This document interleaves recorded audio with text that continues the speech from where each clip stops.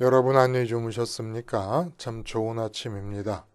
어제는 성탄절 겸 주일을 보내셨습니다. 오늘 월요일 말씀으로 드리는 오늘의 번째 함께 합니다.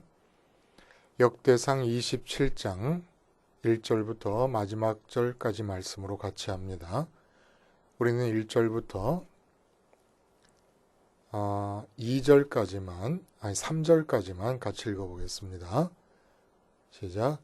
이스라엘 자손의 모든 가문의 우두머리와 천부장과 백부장과 왕을 섬기는 관원들이 그들의 숫자대로 반이 나누이니 각 반열이 24,000명씩이라 1년 동안 달마다 들어가며 나왔으니 첫째 달 반의 반장은 삽디엘의 아들 야소부암이요 그의 반에 24,000명이라 그는 베레스의 자손으로서 첫째 달 반의 모든 지휘관의 우두머리가 되었고, 그렇게 해서 둘째 달 반의 반장, 셋째 달 반의 반장에서 12째 달 반의 반장까지 나옵니다.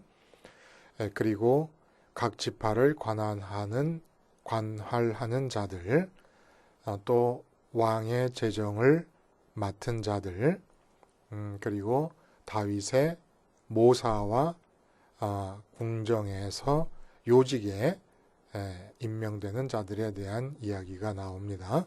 전체적으로 국가 그리고 군대의 조직에 관한 국가 행정 조직과 군대 조직에 관한 이야기가 나오는 본문 말씀을 중심으로 해서 하얀 조직, 검은 조직이라고 하는 제목으로 하나님 말씀 증거합니다. 하얀 조직, 검은 조직. 검은 조직이라고 하는 단어와 많은 분들이 아마 쉽게 연상을 하게 될 단어가 검은 9월단이라는 단어 아니겠는가 하는 생각이 들어요. 팔레스타인 해방기구 내에 알파타라고 하는 분파에서 분리되어 나온 극좌파 게릴라 조직입니다. 철저히 베일에 가려져 있다 그래요. 근데 이 사람들이 팔레스타인 해방을 외치며 테러를 자행하고 요인을 암살하고 항공기 납치 사건 등을 저지르는데 1972년 5월 달에는 뮌헨 올림픽에서 선수촌에 있던 이스라엘 선수단 2명을 죽이고 9명을 인질로 붙잡았습니다. 그래서 검은 9월단의 존재를 전 세계가 알게 된 사건이지요. 근데 이제 협상에 실패한 서독 경찰이 강경대응하는 과정 중에서 인질 9명이 모두 숨져버리고 테러범들도 사살되거나 생포되는 참사가 벌어지고 말았습니다. 근데 검은 조직은 검은 9월달만이 아니라는 얘기예요. 오늘 본문에 의거해서 볼 때 세상의 모든 조직은 검은 조직과 하얀 조직으로 이루어져 있는데 그 검은과 하얀의 기준이 도대체 무엇이냐? 조직원들의 마음이 하얀색이면 하얀 조직이고 시커머면 검은 조직이라는 얘기입니다. 그렇다고 볼 때 이 세상에 하얀 조직이라는 것이 과연 존재할 것인가? 라는 의문이 생겨요. 근데 대답을 할 수 있는 바는 없을 것이다. 이렇게 대답할 수 있을 것 같아요. 하얀 조직은 없다. 그런데 하얀 조직이 되었어야 하는 조직은 있습니다. 그게 교회라는 거예요. 근데 왜 이런 식으로 얘기를 하느냐? 지금 현재의 교회 상황은 하얀 조직이 아닙니다.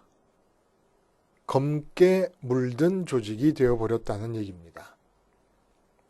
자, 이 이야기가 뜻하는 바가 무엇이냐? 조직과 연관지어서 오늘 본문의 맥락 속에서 우리가 염두에 둬야 될 조직의 특성 중에 하나는 조직은 조직원들이 흩어져 있어도 유지된다는 거예요. 이것은 조직원들이 흩어져 있다고 하는 것이 뜻하는 바는 그 조직이 흩어진 만큼 포위망을 구축한다는 얘기가 될 수 있습니다. 근데 이 포위망이 포위로서의 의미가 강한 조직이 있고 흩어져 있으므로 흩어져 있는 상태에서 조직이 유지되고 있으니까 포위를 하고 있는 것과 같은 형국이지만 포위의 의미가 없는 조직이 있습니다. 포위했다는 건 어떤 의미예요? 포위망 안에 들어있는 것들을 잡아들인다, 사로잡는다라는 그런 의미가 있지 않습니까? 근데 이렇게 사로잡아가거나 포위망 안에 들어있는 것들을 정복해 나가는 성격이 강한 조직이 있고 형국은 포위가 이루어져 있지만은 실제로 포위의 의미가 살아있지 않는 그런 조직들이 있는데 교회라고 하는 조직은 굉장히 강한 포위망의 특징을 갖고 있습니다. 그러니까 김 집사님이 저기 압구정동에 살고 박 집사님이 저기 성북동에 살면 사실은 압구정동과 성북동 사이가 포위되어 있는 거예요. 근데 이 포위망이 너무 약하죠. 그래서 저쪽에 불광동 쪽에도 살게 되고 또 이쪽으로 나와서 망우리 쪽으로 이쪽으로 살게 되고 망우리 쪽에 사는 사람도 많아지고 압구정동에 사는 사람도 많아지고 점점 더 퍼져나가서 강남 일대로 퍼져나가고 이래 포위망이 구축이 되면 그 안에 있는 사람들을 공략한다는 의미가 굉장히 강하다는 거예요. 그 포위망 안에 들어있는 사람들이 다 뒤집어지게 돼 있습니다. 그래서 로마를 포위해서 로마가 기독교 국가가 됐다고 하는 것이 가장 전형적인 예가 될 것입니다.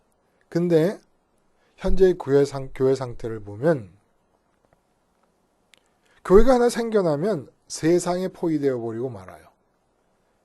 더 이상 하얀 조직이 아닙니다. 검게 물든 조직이 되어버리고 만다는 겁니다. 하얗다 검다라는 이야기, 하얀 마음의 사람, 검은 마음의 사람, 우리가 어떻게 이렇게 얘기할 수 있습니까? 지난 시간에 말씀을 함께 나눴던 것처럼 사람의 마음은 본래 색깔이 있습니다. 하나님이 창조하실 때 사람의 마음의 색깔을 창조하셨는데 그게 디바인 화이트, 하나님 흰색으로 창조되었다는 거예요. 그래서 사람의 마음과 하나님이 연합하게 되면 거기에는 얼룩이 존재하지 않습니다.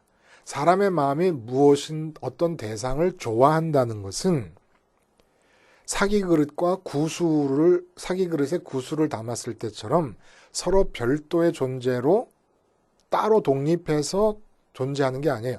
인간의 마음이 어떤 대상을 좋아하게 되면 그 좋아하는 대상이 흡수되어 버립니다. 그래서 오염되고 저염되는 일이 일어나는데 변화산에서 보여주신 예수님의 변형된 모습의 그 하얀색, 세상에 빨래하는 자가 더이게 할 수 없다. 다시 말하면 이 세상에 존재하지 않는 흰색이라는 거지요. 그런 하나님이 마음에 받아들여지고 마음이 하나님을 흡수했을 때 얼룩이 지지 않으려면 마음도 하나님 그 예수님의 변형되신 모습의 흰색을 띄어야 얼룩이 지지 않는다는 그런 말씀을 함께 했어요. 그래서 이런 마음의 사람들이 모여 있는 곳이 교회가 되어야 되는 것이고 그런 교회의 조직원으로서의 교인들이 흩어져 있을 때 흩어져 있는 만큼의 포위망을 구축하게 되면서 그 포위망 안에는 하나님의 역사의 활동 장소가 되는 겁니다. 하나님의 역사의 장소, 활동 장소가 되어버린다는 겁니다. 그렇게 해서 변해가는 거예요. 그러니까 내가 따로 많은 전도를 하지 않아도 내가 어디를 가든 무엇을 하든 시장에서 장사를 하든 집에서 살림을 하든 아이를 키우든 남편 노릇하건 아내 노릇하건 직장인이 되어 있건 하얀 마음을 유지할 수 있는 상태로 살아가다 보면은 전도를 하자, 선교를 하자 이러지 않아도 포위망 안에 들어있는 사람들에게 하나님이 역사를 하신다는 겁니다. 근데 교인들이 마음의 하얀색을 상실해버렸습니다. 그리고도 모르는 거예요. 몰라요. 자, 이렇게 볼 때 오늘 본문은 도대체 어떤 뜻을 품고 있는 얘기냐? 1절부터 15절까지 다윗은 앞서서 그 역대상 11장에서 12장 40절까지 소수의 정예 상비군에 대한 얘기를 합니다. 그 상비군 안에는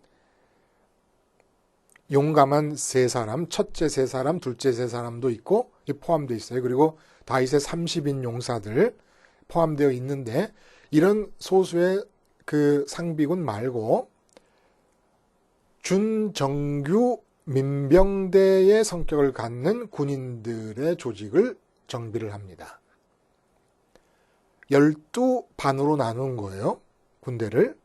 그래서 12반 안에 각 가문의 우두머리와 천부장과 백부장이라는 조직 체계를 둡니다. 명령 체계지요. 그리고 한 반은 각 반이 24,000명씩으로 이루어져서 1년 12달 동안에 한 달씩만 근무를 합니다. 그러니까 다윗 때의 영토가 가장 컸었는데, 가장 광대했었는데 이 넓은 영토를 24,000명만 가지고 방어를 한 거예요. 그러니까 하나님이 함께 하신다고 하는 신앙의 표현이 이 군대 조직 안에 깊이 들어가 있다는 것을 알 수가 있지 않겠습니까? 그리고 나서는 12지파를 관할하는 지방 행정관의 명단이 나와 있습니다. 22절까지.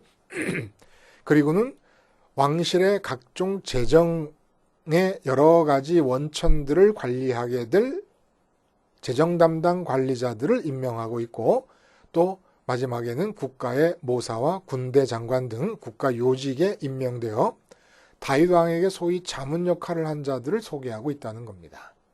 근데 이제 그 주석서들을 보면은 군대 및 행정까지 완전히 정비하는 다윗의 정치적인 치적에 관한 내용이라고 말하고 있어요.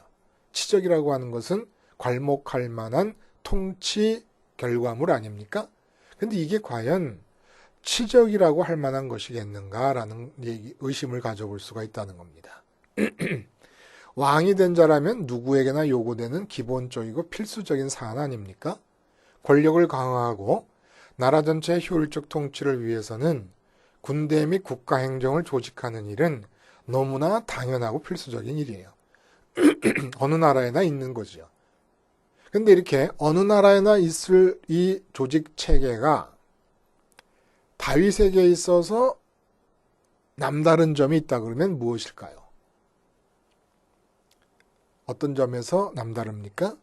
다윗은 지금 우리가 쭉 읽어와서 아는 것처럼 성전을 중심으로 하는 국가 조직이라는 점입니다. 그것도 아직 세워지지도 않은 예루살렘 성전을 국가 조직의 구심점으로 삼고 있다는 점입니다.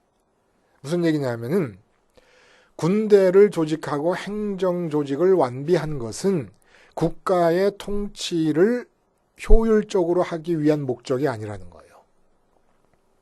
성전을 먼저 만들어져 있지도 않은 성전을 구심점으로 놓고 성전을 봉사할 레위인의 조직을 만들고 제사장의 조직을 완비를 했습니다. 그리고 나서 뒤따르는 국가 행정 조직과 군대 조직은 국가 통치를 위한 것이 아니라 성전의 존재 의미의 연장선상에서 이루어지고 있는 거라는 겁니다. 그러니까 행정 조직과 군대 조직이 성전의 존재 의미에 부속한다는 얘기예요. 성전의 존재 의미를 확장하기 위해서 군대 조직과 행정 조직을 완비했다는 것이 이 다윗의 조직의 특징이고 치적이라면 치적이라는 것이죠. 그러니까 조직에 앞서는 개인의 성전의 생활화가 전제되어 있다는 겁니다. 성전 생활화하는 개인들로 이루어져 있음이 전제되고 나서 조직이 뒤따랐다는 얘기예요. 성전의 생활화가 뭡니까? 날마다 성전의 구조에 내 마음을 대입해 보는 겁니다. 그래서 지성소 안에 법궤가 있고 법궤 안에 하나님 말씀의 돌판이 들어있는 것처럼 내 마음의 지성소 안에는 하늘에 계신 하나님을 가리키는 하나님의 이름만이 들어와 있는가? 그렇게 하나님의 이름이 들어와 있으면, 아니면 돈이라는 이름이 들어와 있으면 무엇이 들어와 있든지 우리는 분향단의 기도가 뜻하는 바대로 추구하며 삽니다. 그리고 그 성소의 떡상이 의미하는 대로 그 이름이 가리키는 존재를 추구함으로써 획득하여 배부르고 만족하려 합니다. 그리고 등대가 뜻하는 바대로 그 이름이 가리키는 존재를 추구하기 위한 과정에서 판단과 식별이 생기게 됩니다. 무엇이 옳고 무엇이 그르다는 판단이 생긴다는 거예요. 이렇게 해서 하나님의 이름이 아니고 다른 이름이 들어와서 그 이름이 가리키는 존재로 기쁘려 하는 나를 번제단에서 죽입니다. 번제단 죽일 때 내 마음이 어떻게 됩니까? 이제 하나님을 맞아들일 수 있는 하나님 흰색으로 깨끗해져 있다는 거예요. 그래서 하나님을 맞아들이는 것, 이게 바로 성전의 생활합니다. 어디서? 직장에서, 어디서? 가정에서, 어디서? 시장에서. 이렇게 성전을 생활화해서 마음이 하나님의 흰색을 날마다 유지하는 것을 전제로 해놓고 그렇게 성전 생활화를 통해 하얀색 마음, 하나님 흰색을 유지하는 사람들로 이루어진 나라를 조직해 갔다는 거예요. 그렇게 할 때 성전 생활화를 하는 사람들이 흩어져서 비어있는 그 공간은 포위됩니다. 그 포위된 공간은 강력하게 그 사람들에게 임하는 하나님의 뜻에 의해서 서서히 정복되어 들어간다는 거예요. 이렇게 해서 나라 전체가 하나님의 뜻에 의해서 정복되지 아니하는 곳이 한 점도 없기를 바라는 것이 왕으로서 다윗의 이상국가의 모습이었다는 겁니다. 이상적인 국가의 모습이었다는 거예요. 그래서 이 각 가문의 우두머리라든지 천부장이라든지 백부장이다 이런 사람들은 각 개인이 실핏줄에 해당된다 그러면 대동맥이나 그다음에 중간 실핏줄까지 이어지는 중간 단계의 핏줄들이라는 거예요. 그래서 한 국가가 다윗은 성전을 중심으로 각 개인이 성전을 생활화함을 통해서 하나님의 뜻이 안 통하는 한 사람도 없는, 그래서 하나님의 뜻에 의해서 완전히 하나로 묶이고 하나의 그물처럼 서로 엮이는 그런 나라를 꿈꿨다는 겁니다. 그렇게 이 조직의 의미가 오늘 본문을 통해서 우리에게 전달이 된다는 거예요. 자, 그러면 오늘의 현실을 살고 있는 우리들은 교회가 과연 성전 생활화와 같은 의미로서 성전 생활화를 의미를 더 완성시킨 십자가 생활화를 하고 있는 교회가 아니면 생활화를 슬로건으로 걸고 있는 교회가 몇 교회가 되겠냐 이런 얘기입니다. 많은 귀한 말씀이 전해지지만 십자가를 생활화하지 않으면 그 모든 말씀들은 듣고 나서 예배당을 떠날 때 같이 끝나는 겁니다.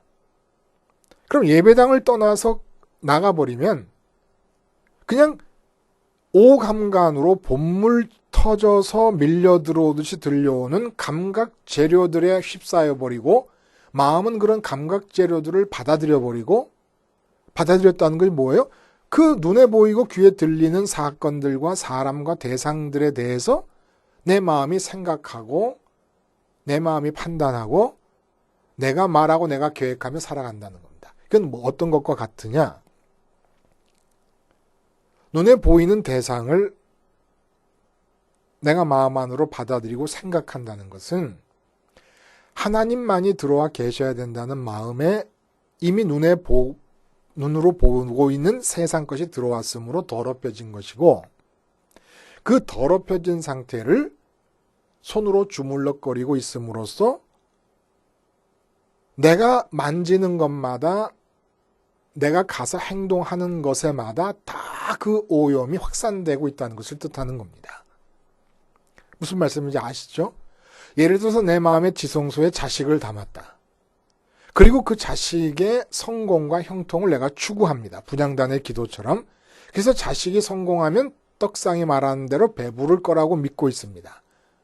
그래서 자식의 형통과 관계되는 것이 유익한 것이고 그렇지 않은 건 해로운 것이다라고 판단합니다. 등대가 뜻하는 바대로. 그러한 마음으로 살면서 자식을 내가 만집니다. 그럼 자식도 더러워진다는 거예요.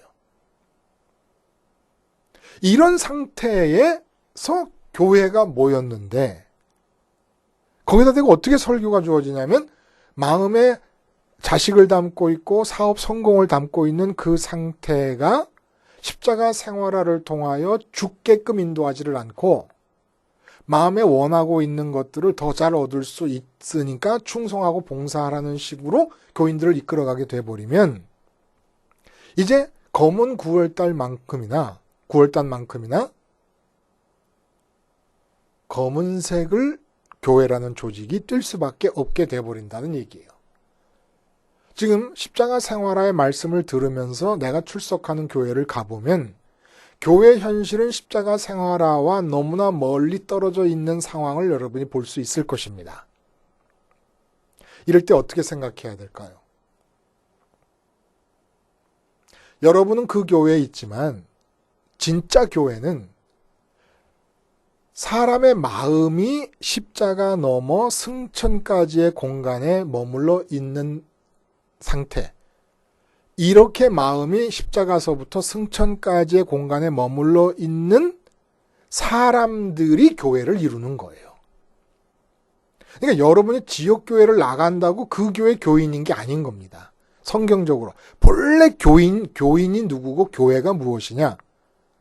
마음을 십자가 너머로 승천까지의 공간 안에 두고 마음을 주님의 승천 따라 하나님 아버지께로 보내는 자들, 마음이 지금 하늘에 가 있는 자들, 십자가 넘어 하늘에 가 있는, 십자가가 뭐예요? 세상에 대해 죽는 지점입니다.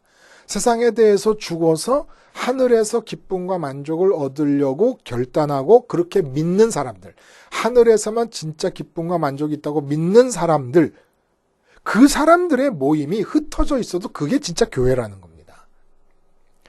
로컬 처치에 교인 명부에 올라 있는 것으로서 교회가 이루어지는 게 아니라는 거예요.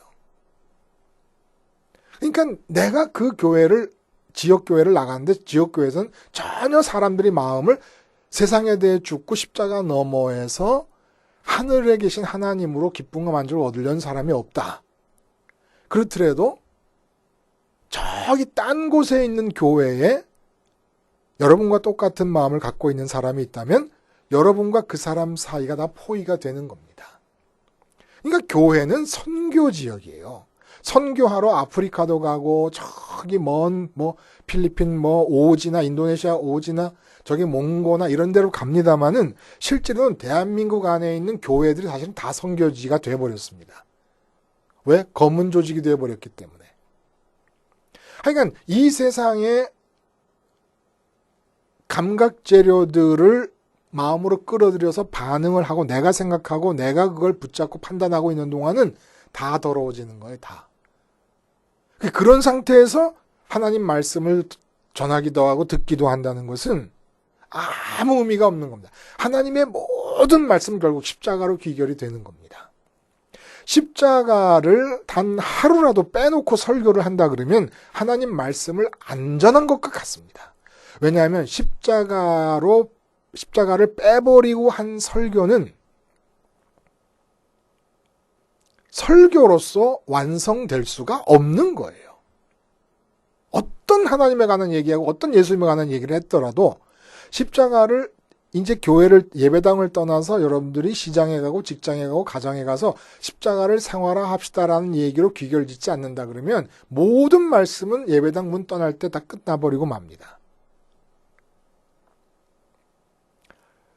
그래서 이렇게 행정조직의 다윗이 이상적으로 생각하는 행정조직의 특성을 한마디로 말하면 여러분 뭡니까? 들음의 조직이라는 거예요. 들음의 조직. 하얀 조직은 들음의 조직입니다. 들음의 조직은 뭡니까? 압구정동에 있는 십자가 생활화하는 교인이 있고 저기 성북동에 있는 십자가 생활화, 불광동에 있고 저쪽 망우리 쪽에 동서남북으로 십자가 생활하는 교인들이 있다. 그러면 이 사람들이 사는 방식은 어떤 방식이냐면 눈에 보이는 감각 재료가 나타날 때, 그러니까 대한민국 상황이 있다. 아니면 뭐 직장에서 일어나는 일이 있다. 그럴 때 십자가에서 얼른 죽어버리고 이 사람도 생각을 하지만 어떤 생각을 하냐면은 지금 내가 눈으로 보고 있는 것에 대해서 하나님이 먼저 아시고 생각하고 계신다는 것을 떠올립니다. 자식을 바라보면서 뭐라고 한마디 하고 싶다가도 자식에 대해서 하나님이 먼저 생각하고 먼저 알고 계신다는 사실을 떠올립니다. 그러면 내 마음속에 눈으로 보고 있는 것들, 귀로 듣고 있는 것들, 어떤 것들에 대해서도 생각이 나지를 않아요. 그러니까 선민은 누구냐? 생각하는 자들이 아니라 생각을 받는 자들입니다. 하나님이 먼저 알고 계시고 먼저 생각하고 계실 때 하나님의 생각을 받습니다. 선민은 누굽니까? 말하는 자들이 아니라 들은 말씀을 전하는 자들입니다. 내가 말을 한마디도 내지를 못하는 거예요. 눈에 보이는 것에 대해서, 귀에 들리는 것에 대해서. 근데 이게 어려운 것 같지만 여러분, 십자가에서 그 눈에 보이는 것을 반응하고 싶어 하는 나는 죽었다라는 것을 기억하고, 하나님이 내가 지금 눈으로 보고 있는 것에 대해서 먼저 생각한다라고 하는 게 굉장한 신앙적 어떤 연륜과 신앙적 통찰과 지식이 있어야만 가능합니까? 아니, 내 자식을 볼 때 내 자식, 내 사업을 볼 때 사업과 자식에 대해서 하나님이 먼저 알고 생각하고 계시겠습니까? 내가 먼저 알고 생각하고 있겠습니까? 그건 대단한 신앙의 어떤 연륜이 아니라 다 할 수 있는 거 아닙니까? 하나님이 먼저 생각하고 있는 거예요. 그러면 하나님이 생각하고 있는데 그 앞에서 왜 내 생각을 놀려요? 하나님이 생각하고 있는데 그 앞에서 왜 내 말을, 입을 놀려요? 대통령 앞에서 입을 놀리면 됩니까? 대통령 앞에서 입을 놀리면 그 최순실이 되는 거 아닙니까? 하나님 앞에서 입을 놀릴 수가 없는 자들이에요. 근데 희한한 것은 십자가를 마음에 기억하고 십자가에서 죽었습니다 생각하면서 그러면 따라오는 믿음이 있는 거예요. 지금 내가 눈으로 보고 있고 몸이 죽은 건 아니니까 귀로 듣고 있는 것들에 대해서 하나님이 먼저 생각하고 하나님이 먼저 계획하고 계신다는 것을 기억할 수밖에 없고 인정할 수밖에 없어요. 그거 인정 안 하면 사람이 아니고 믿음이 아니죠. 그렇게 인정하고 나면 이상한 일은 그런 인정이 계속해서 하나님이 먼저 생각하신다, 하나님께 생각이 있으시다, 하나님의 계획이 있으시다라는 것이 기억되면 마치 어떤 일이 벌어지냐면요. 수정구슬이 진흙탕을 100년 동안 굴러도 수정구슬이 오염되는 법이 없습니다. 그런 것과 마찬가지로 봇물 터지듯이 이 세상의 감각 재료들이 오감각의 관문을 통해 내 마음을 향해 쇄도하는데 하나님의 생각이 있으시다.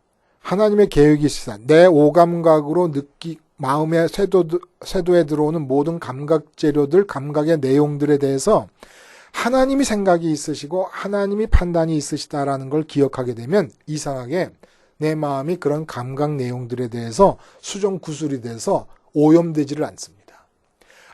아무리 세상의 삶의 현장에서 구르고 굴러도 내 마음이 오염되지를 않는 거예요.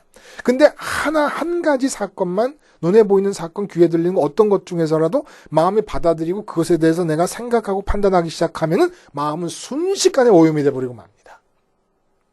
그래서 십자가를 기억하면서 세상에 대해서 죽었다라고 하는 것으로 내 마음이 하늘에서 하나님만으로 기뻐해야 된다라는 믿음을 견지하면서 눈으로 보고 귀로 듣는 모든 것들에 대해서 하나님의 생각이 있으시다라는 믿음을 끊임없이 고백을 합니다. 그러면 그 사람이 강남에 있고 강북에 있으면 여기다가 포위가 되면서 어떤 일이 벌어지냐? 진짜 하나님의 생각들이 그 사람에게 마치 실필줄 같은 그 사람에게 하나님의 생각이 흘러들어오면서 그 사이가 점점 더 하얀색으로 바뀌어가기 시작합니다. 교회가 이렇게 많은데도 세상이 하나도 변하지 않는 이유는 단 하나, 십자가 생활화를 안 하고 있다는 거예요. 십자가 생활화를 안 하니까 하나님이 당연히 먼저 생각하고 당연히 먼저 계획하고 계시는데 그 하나님, 생각하시는 하나님 앞에서 내 생각을 놀려버리는 겁니다.